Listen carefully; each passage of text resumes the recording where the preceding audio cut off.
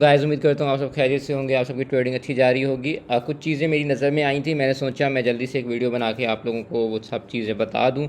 उससे पहले कुछ न्यूज़ है उनको देख लेते हैं। साथ में आपको बता दूँ कि PSX के साथ हम PMEX में भी काम कर रहे हैं। अगर आपको उसके बारे में भी इंफॉर्मेशन चाहिए हो या हमारा डिस्कॉर्ड ग्रुप ज्वाइन करना हो तो लिंक जो है वो डिस्क्रिप्शन में और चैनल बायो में मौजूद है। पहले हमारी कुछ न्यूज़ उन पर चले जाते हैं। पहली न्यूज़ हमारे पास है JW की जो शुगर मिल्स हैं उसका जो है नए प्लांट पे ऑपरेशन शुरू हो गए हैं।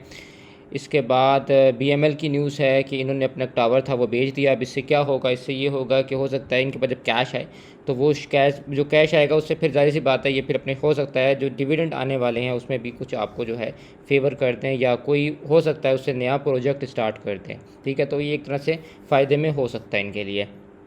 इसके बाद हमारे पास जो नेक्स्ट न्यूज़ है वो इन्हीं की प्रॉफिट्स की है कि आप देख सकते हैं कि नेगेटिव था और इनकी जो EPS है वो पॉजिटिव हो गई है। इसके बाद CSAP की है कि उन्होंने बेशक डिविडेंड दिया है लेकिन अगर आप इनकी परफॉर्मेंस देखें तो वो कुछ अच्छी नहीं रही, जो जिसकी वजह से आपने फिर इसका इम्पैक्ट भी देखा था कि एकदम से गिर गया था। और GDC की न्यूज़ है कि इनका ओबियसली इस न्यूज़ के ऊपर जो है इनके डिस्कवरी पे ये जो है चलना शुरू हुआ था और काफ़ी अच्छा हमारे ऑयल सेक्टर ने परफॉर्म किया है। LCI ने 6.2 फाइनल डिविडेंड दिया है और जो इनका रिजल्ट है वो भी मतलब कदरे बेहतर हैं पिछली बार से। इसके बाद अगर हम देखें तो इंडेक्स ने ज़ाहिर बात है 1600 पॉइंट डाले हैं और उसकी रीज़न यही थी कि हमारा जो ऑयल सेक्टर है वो चला है। और आपको याद होगा कि मैंने आप लोगों को कितना कहा था कि ऑयल सेक्टर चलेगा, ऑयल की बारी है, ऑयल की बारी, और आप देखें ऑयल सेक्टर चल गया। और मैं कितना कहता था PPL चलेगा, ले लो, और देखें वो परफॉर्म किया।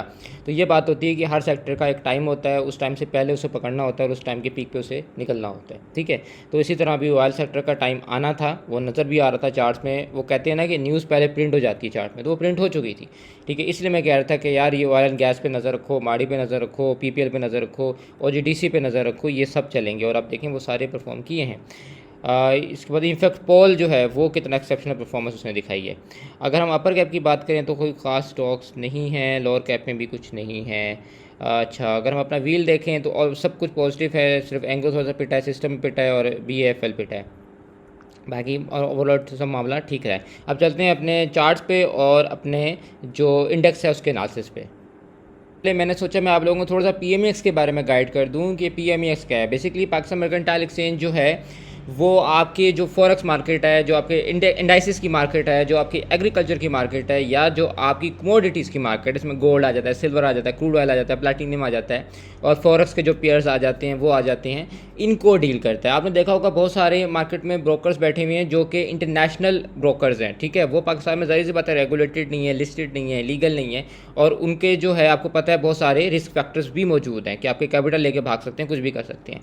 तो उसके लिए जिस तरह पाकिस्तान स्टॉक एक्सचेंज पाकिस्तान में जो कि एक रेगुलेटेड इदारा है, उस तरह पाकिस्तान मर्केंटाइल एक्सचेंज है जो कि एक रेगुलेटेड इदारा है। तो आप में से बहुत से लोग ऐसे होंगे जो काम करना चाहते होंगे इंटरनेशनल मार्केट में भी, और वो जाहिर सी बात है क्योंकि जो आपकी PSX मार्केट है वो उस टाइम होती है जिस टाइम बहुत से लोगों का ऑफिस होता है या बिजनेस होता है, वो उस टाइम नहीं दे पाते और वो चाहते हैं कि वो शाम के टाइम या रात के टाइम जो है ट्रेडिंग करना चाहते हैं। तो उनको मैं ये रिकमेंड करूँगा कि आप पाकिस्तान मर्केंटाइल एक्सचेंज में आएँ, यहाँ पर आप काम करें। इसमें आपको ज़्यादा बजट भी रिक्वायर्ड नहीं होता, इवन आप अगर चाहें तो 20-30,000 से भी आप इसमें स्टार्ट कर सकते हैं। ठीक है, गोल्ड आपको मिल जाता है इतने पैसे में, सिल्वर मिल जाता है, क्रूड ऑयल मिल जाता है और आप एक अच्छे पैसे कमा सकते हैं। लेकिन वही बात है कि रिस्क टू रिवॉर्ड फैक्टर इसमें ज़्यादा होता है, रिस्क भी ज़्यादा होता है तो रिवॉर्ड भी ज़्यादा होता है। उसमें फिर यही होता है कि आपको RR के हिसाब से चीज़ों को देख के चलना पड़ता है। अगर आप इसमें इंटरेस्टेड हैं और इसमें आना चाहती हों तो बिल्कुल मेरा डिस्कॉर्ड लिंक गिवन है, आप जो चैनल है उसकी डिस्क्रिप्शन में भी और बायो में भी आप वहाँ से ज्वाइन कर लें हमारा डिस्कॉर्ड चैनल। वहाँ पे पाएंगे तो आप मुझे से बेशक गाइडेंस ले रहे हैं, वहाँ पे वैसे मैंने रिसोर्सेज में सब चीज़ें मौजूद लिखी हुई हैं ताकि कोई बंदा भी आए तो उसे PSX या PMEX से रिलेटेड मसला ना हो। लेकिन स्टिल अगर आप लोगों को कोई मसला मसाइल हो तो आप लोग आके मेरे से पूछ सकते हैं और मैं आपको इसके बारे में मज़ीद गाइड भी कर दूँगा कि इसमें किस तरह से काम किया जाता है, किस तरह से एंट्री एग्जिट होता है और किस तरह से इसमें सब जो इसकी बेसिक नॉलेज है वो मैं आपको प्रोवाइड कर दूँगा। इसके अलावा हम इसमें बाय सेल सिग्नल्स भी दे रहे होते हैं, पाकिस्तान स्टॉक एक्सचेंज के भी, पाकिस्तान मर्केंटाइल एक्सचेंज के भी, तो आप लोग इसमें भी आके अर्न कर सकते हैं। अब चलते हैं अपने जो हमारा है ट्रेडिंग व्यू और देखते हैं कि इंडेक्स और हमारे पास स्टॉक्स कौन से चल रहे हैं।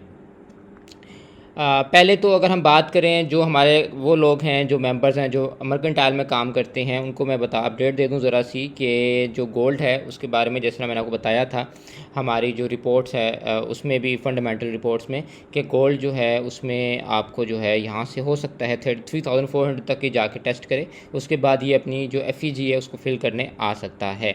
इसके बाद हमारे पास जो सिल्वर है उसमें भी कुछ ऐसे ही है, क्योंकि आपको पता है कि जब गोल्ड चलता है तो उसी तरह सिल्वर भी चलता है, तो सिल्वर ने भी फिर ऊपर ये जो 2 FEG छोड़ी इनको फिल करने जा सकता है। इसके बाद US ऑयल है, US ऑयल में बिल्कुल हमें एक बेरिश डाइवर्जेंस फॉर्म हुई थी, इसका मैंने बताया था, फिर मैंने आपको कॉल भी दी थी कि जब यहाँ से ये लोअर हाई पोस्ट करेगा तो हम इसको एंट्री बनाएंगे स्नैपर पे। अब स्नैपर स्ट्रेटजी क्या होती है वो मेरी डिस्कॉर्ड में मौजूद है, आप जाके उसको देख सकते हैं।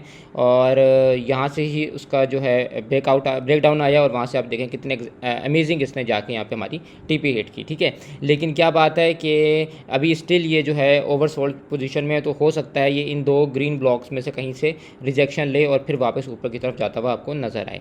अब चलते हैं अपने इंडेक्स पे। इंडेक्स में एक चीज़ थी जो मैंने देखी थी जिसके लिए मैंने ये पूरी वीडियो बनाई कि मुझे इसमें अभी भी बेरिश डाइवर्जेंस नज़र आ रही है और मुझे लग रहा है कि यहाँ से 1000, 2000, 3000 पॉइंट, मैक्स 4-5 हज़ार भी अगर आप पॉइंट ध्यान में रख लें, इंडेक्स को आप 145, 146 तक भी अगर आप कंसिडर कर लें, तो उसके बाद मार्केट में एक जो है हायर लो पोस्ट होगा, ठीक है। ये बात आप याद रखें, ऐसा नहीं हो सकता कि मार्केट जो है बिना हायर लो पोस्ट किए परफॉर्म करती रहे, ठीक है। हो सकता है मार्केट यहाँ से ऊपर जाए, ठीक है। वैसे तो यही है कि 42, 43 से अगर पिट गई तो भी आ सकती है नीचे। मैक्स ये हुआ कि यहाँ से थोड़ी सी रिट्रेसमेंट लेके अगर ये 45, 46 तक भी जाती है तो इसने एक नीचे आके HL पोस्ट करना है, ठीक है। तो आपकी क्या स्ट्रेटजी होनी चाहिए? आपकी स्ट्रेटजी ये होनी चाहिए सरकार कि आपने अपने पास कैश रखना है, आपने टॉप पे नहीं फंसना, आपने SL इंटैक्ट रखने हैं, ताकि अगर ऐसा हो कि मार्केट यहाँ से ऊपर जाए, आपको अच्छा गेन दे रही हो, तो आप यहाँ पे प्रॉफिट बुकिंग कर लें।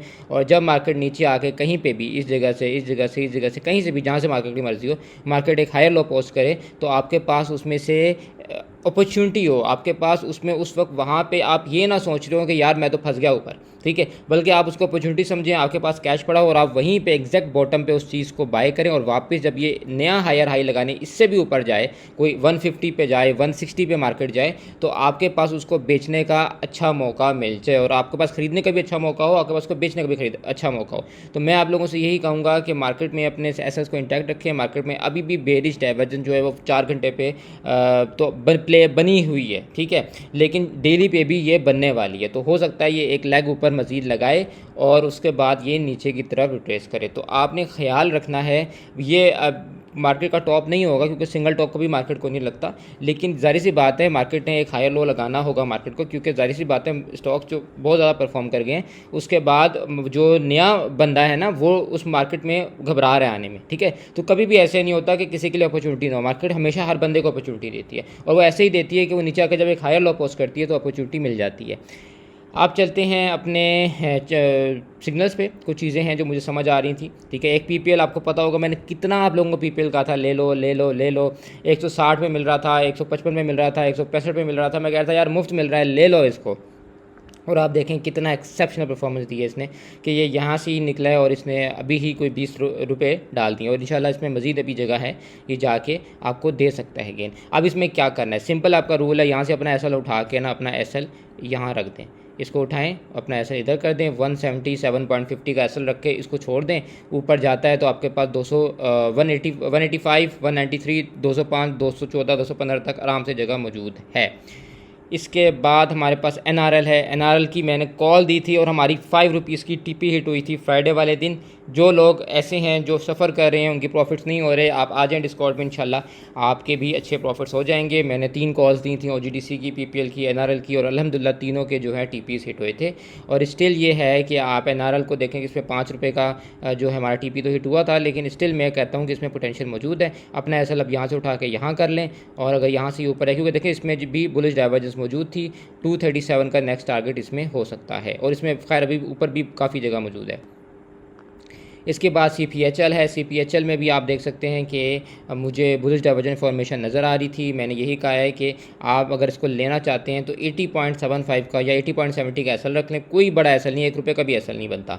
अगर आप लेके बैठते हैं और यहीं से ये प्ले होता है तो आप देखें कि आपको इसमें एक अच्छा गेन मिल जाएगा। ये अगर यहाँ तक भी जाता है, 90 तक भी जाता है, तो आप देखें कि इसमें आपको ₹10 जो है वो तो कहीं भी नहीं गए। ठीक है, ये छोटी सी मैंने कहा वीडियो बना दूँ आप लोगों को। कुछ स्टॉक्स हैं मेरी नज़र में जो मैंने कहा आपको बता दूँ। बहुत से लोग होंगे जो OGDC का पूछ रहे होंगे, तो देखें OGDC ने अपना हाई टेस्ट कर दिया है। ठीक है, जब इसे अपना हाई टेस्ट कर देती है ना तो थोड़ा सा उसमें जो है ना एक अलार्मिंग सिचुएशन होती है कि करेक्शन आ सकती है। लेकिन स्टिल जो लोग इसमें बैठे हैं, मैं कहूँगा अपना एसएल 249.50 का रख के छोड़ दें इसको, जहाँ जाता है इसको जाने दें। ठीक है, ये एसएल रखें, ये हिट हो तो बाहर आ जाना। ठीक है, इसी तरह PSO है। बहुत से लोग PSO का भी पूछ रहे हैं कि PSO में हम क्या करें। तो सरकार PSO में आपने ये करना है कि अपना एसएल रखें इधर पे।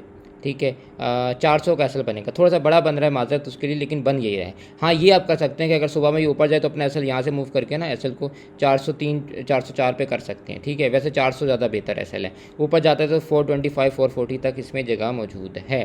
तो गाइस, ये मेरी थी आज की वीडियो। उम्मीद करता हूँ आपको वीडियो पसंद आई होगी। जो लोग ट्रेडिंग में न्यू हैं या सफ़र कर रहे हैं वो डिस्कॉर्ड चैनल पे आके हमारे साथ काम कर सकते हैं और प्रॉफिट्स बना सकते हैं। बाकी कोई गाइडेंस चाहिए हो, कोई मसला मसाइल हो, कोई स्टॉक हो जिसमें आप फंसे हुए हों, किसी के बारे में कोई चीज़ आपको मालूम करनी हो, तो आप मुझे डिस्कॉर्ड पे कनेक्ट कर सकते हैं। मैं हर वक्त वहाँ पे अवेलेबल होता हूँ। और कोई आपका एनालिसिस रह गया हो मेरे से तो आप वो भी मेरे से पूछ सकते हैं। मिलते हैं आपसे नेक्स्ट वीडियो में, तब तक के लिए take care and good bye.